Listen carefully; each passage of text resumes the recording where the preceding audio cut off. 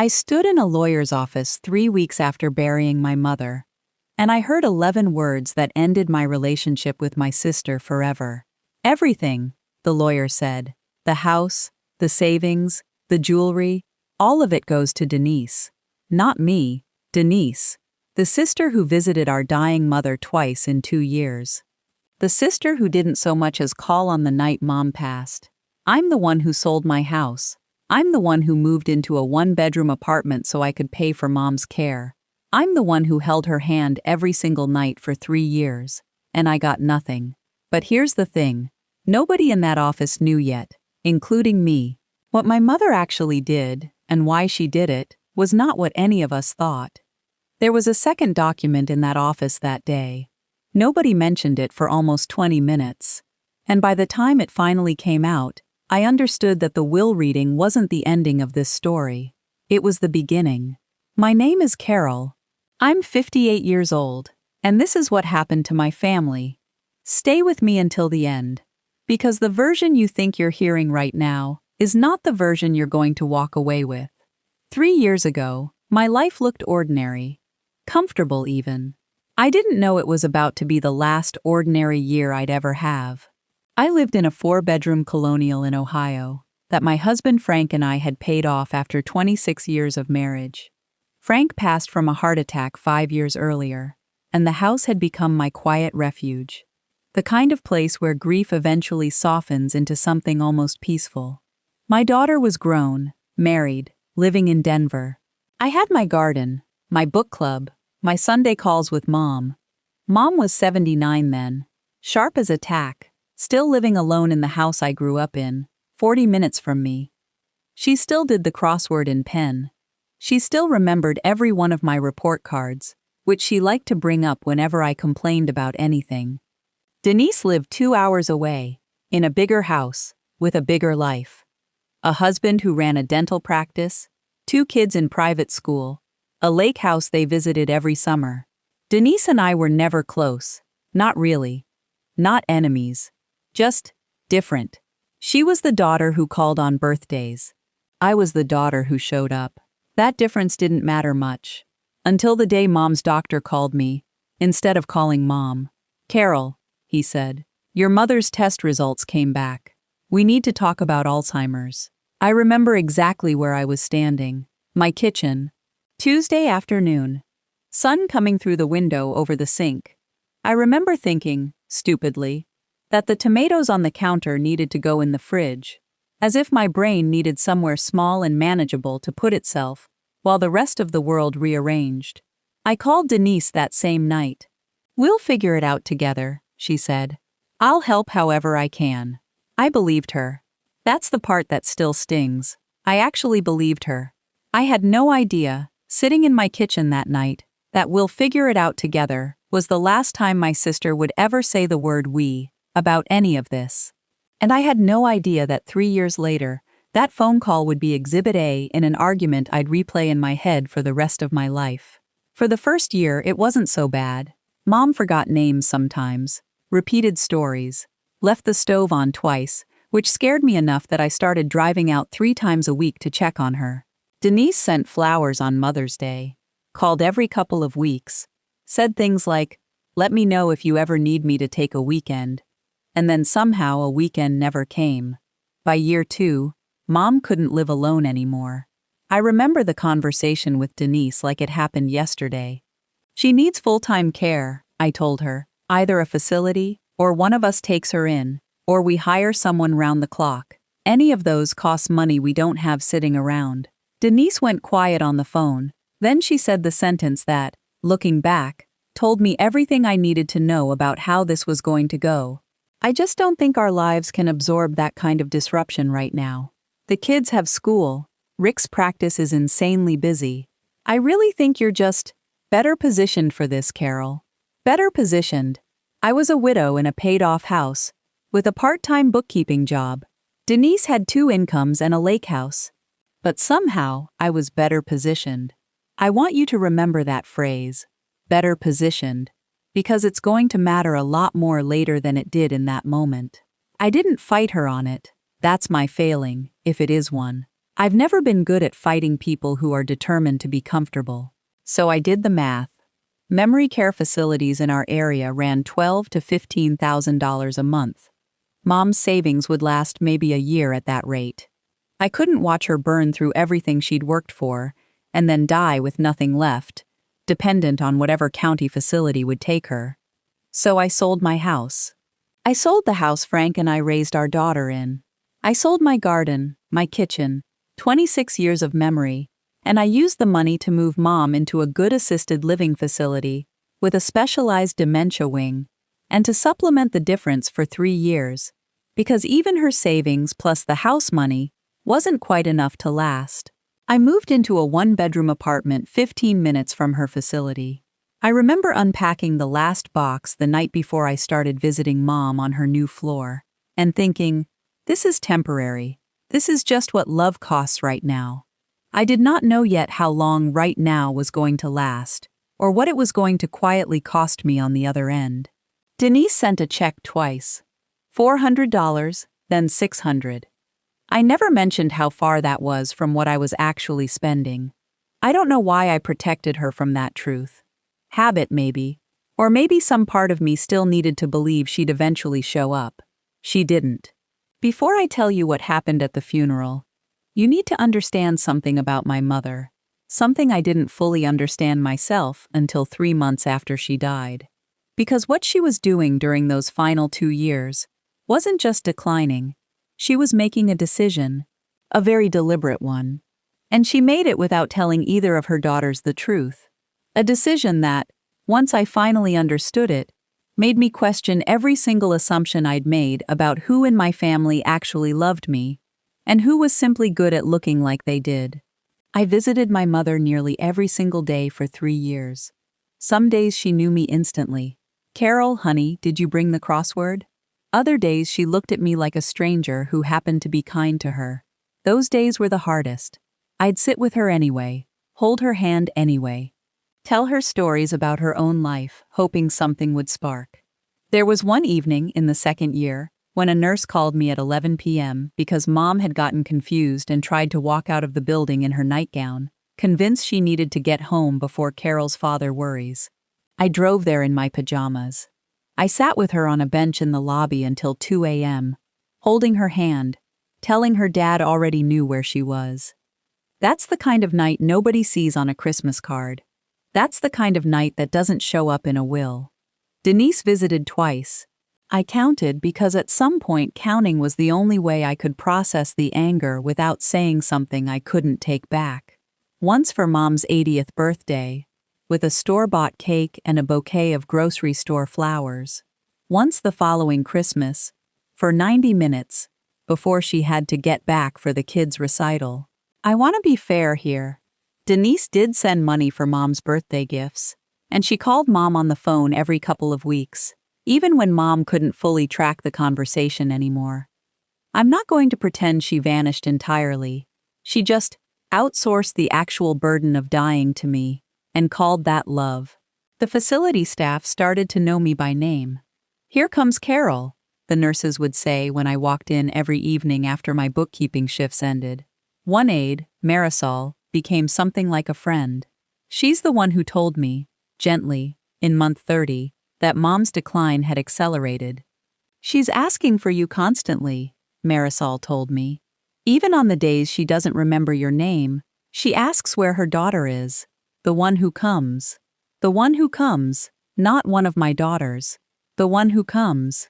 I didn't know it yet, but my mother was quietly, carefully, in her more lucid hours, telling people things. Writing things down. Making phone calls I knew nothing about. Calls that, I'd later learn, went to her attorney's office on at least 3 separate occasions in her final 18 months. Nobody told me. Not the facility. Not Mr. Halverson, not my mother. I wouldn't find out why until the worst week of my life was already behind me. Mom passed on a Thursday in March, at 4:47 in the morning. I know the exact time, because I was there. I'd gotten a call from the night nurse around 2 a.m., saying her breathing had changed, and I drove through empty streets to sit with her. I held her hand for the last 2.5 hours of her life. I told her it was okay to go. I told her Frank was waiting, and Dad was waiting, and she didn't have to fight anymore. Somewhere around 4 a.m., in a moment of strange, sudden clarity that sometimes happens right at the end, she squeezed my hand and said my name, clear as anything, clear as she hadn't said it in months. And then she was gone. I called Denise at 5 a.m. She didn't pick up. I called again at 6. Nothing. I texted. Nothing. I finally reached her at 9 that morning. "Oh my God," she said. "Oh my God, Carol. I'm so sorry. I had my phone on silent. I want to tell you I was gracious about that. I wasn't." Something in me had gone cold and flat, the way a switch flips when you've been patient for too long, and the patience just runs out. I said, "She's gone, Denise," and hung up. The funeral was 8 days later. Denise flew in the night before. She cried beautifully at the service. I don't say that to be cruel. I say it because it's true, and because it struck me as strange even as it was happening. Grief that arrives fully formed, with no history behind it, always looks a little like performance, even when it might not be. Extended family, old neighbors, women from Mom's church, they all came to me afterward. "You were so good to her, Carol. She was lucky to have you." Every kind word felt like it was quietly being filed away by Denise, who stood near the guest book, greeting people with a soft, tragic smile. I noticed something else that day too, something small that I didn't think much of at the time. Mr. Halverson, my mother's attorney, came to the funeral. He didn't have to. Lawyers don't usually attend the funerals of ordinary clients. He shook my hand for a long moment, looked at me like he wanted to say something, and then didn't. 3 weeks later, we sat down with him to read the will. The lawyer's name was Mr. Halverson. Older man, kind eyes, the kind of quiet, careful voice you'd want reading you bad news, if bad news had to be read. He opened the folder. Denise sat with her hands folded, unusually still. I remember thinking that was odd. Denise fidgets when she's nervous, always has, since we were kids. That day, she was perfectly, unnervingly calm, like someone who already knew what was coming. "The house," Mr. Halverson said, "goes to Denise. The remaining investment accounts, approximately $140,000, go to Denise. The jewelry, including your mother's wedding ring, and her mother's pearls, goes to Denise." I sat there waiting for the rest, waiting for my name. "Is there anything for me?" I asked. My voice came out smaller than I wanted it to. Mr. Halverson paused in a way that told me he already knew this moment was coming, and had been dreading it slightly. He glanced down at the folder, then back up at me, and I watched him choose his next words very, very carefully. "There's something else," he said. "Something your mother was very specific about. She gave me exact instructions about how and when this part was to happen." Denise's calm expression flickered, just for a second, but I saw it. A flash of something underneath the stillness. Not confusion, something closer to fear. I didn't know it yet, but what Mr. Halverson was about to tell me was going to explain 3 years of silence, a promise my mother made and never broke, and a secret my sister had been carrying that was about to come apart right there in that office. I'll tell you exactly what he said, and exactly what was inside the envelope my mother left behind. But first, sit with that question for one more second, the way I had to sit with it in that office that day. Because what came next didn't just answer it. It changed everything I thought I knew about my mother, my sister, and the last 3 years of my life. Mr. Halverson looked at both of us, at my sister, who'd just inherited everything, at me, who'd sacrificed everything. And then he said the sentence that changed the whole story. Mr. Halverson reached into the folder and pulled out a sealed envelope with my name written on it in my mother's handwriting. "She asked that you open this alone," he said. "Not here, not today, if you're not ready." I wasn't ready. I put it in my purse, drove home, and sat in my 1-bedroom apartment in the dark for almost 3 hours before I could bring myself to open it. My mother's handwriting had grown shakier over the years, but this letter was written in her clearest hand, from a period I'd learn later, when she'd had a brief window of clarity about 14 months before she died. Here's what it said, in my own words, because I'm not going to read you her exact sentences. Some things are just for me. She told me she knew, in full, exactly what I had given up. The house, the garden, 3 years of my own life. She said it broke her heart every day, that she couldn't find the words to tell me how much it meant, back when she still had the words. Then she explained the part that changed everything. 18 months before she died, Denise had come to her, not me, her, and confessed that she and Rick were quietly drowning. His dental practice had taken out loans against their home. They were 3 payments behind on the mortgage and facing foreclosure. Denise begged our mother not to tell me, because she was ashamed, because she knew I'd sold my own house to care for Mom, and she couldn't bear for me to find out how badly she'd managed her own life while I was drowning in a completely different way. My mother made her a promise that day, that she would leave Denise what she needed to save her family's home, quietly, so Denise wouldn't have to face that shame in front of me. She was asking me, from beyond the point where she could ever explain it to my face, to forgive her for making that promise, without asking me first. And then came the sentence I've thought about almost every day since. She said the greatest gift she could give me wasn't money. I had already shown her, every single day for 3 years, that I didn't need to inherit love from her. I simply had it. She loved us both, but only one of us needed the inheritance to survive. She asked me not to let this be the thing that finally broke what was left between me and my sister. I sat with that letter for days. And here's what almost nobody tells you about a moment like that. The anger doesn't disappear just because you understand the reason behind it. It just gets more complicated, more tangled up with grief and guilt, and something that felt, uncomfortably, close to compassion for the sister I'd spent 3 years quietly resenting. But understanding my mother's decision was only half of what I needed. I still had to find out what my sister was going to say when I finally called her, and whether I didn't know was even true. I called Denise 2 days after reading the letter. "I know about the foreclosure," I said. No greeting, just that. Silence on the line. Then, quietly, "She told you. She wrote me a letter." Denise started crying, real crying. This time, not funeral crying. "Carol, I didn't ask her to leave me the house instead of you. I asked her for help so we wouldn't lose our home. I didn't know what she was going to put in the will. I swear to you, I didn't know until we sat in that office." I believed her. Mostly. I still believe there was a part of Denise that hoped, quietly, this arrangement would solve 2 problems at once: her family's crisis and her own guilt, without her ever having to look me in the eye and explain herself. "You should have told me," I said. "Not about the will, about the trouble you were in. I would have understood struggling, Denise. What I can't understand is watching me sell my house and move into an apartment while you let me believe you just didn't care enough to show up." I was ashamed, she said. "You were handling everything so well, and I was falling apart quietly. And it felt like the one thing I could still control was whether you knew how badly I'd failed. We didn't fix everything on that phone call. Some things you don't fix in one conversation, no matter how honest it is. But we talked for 2 hours, longer than we'd spoken in years. And near the end of it, Denise said something I didn't expect.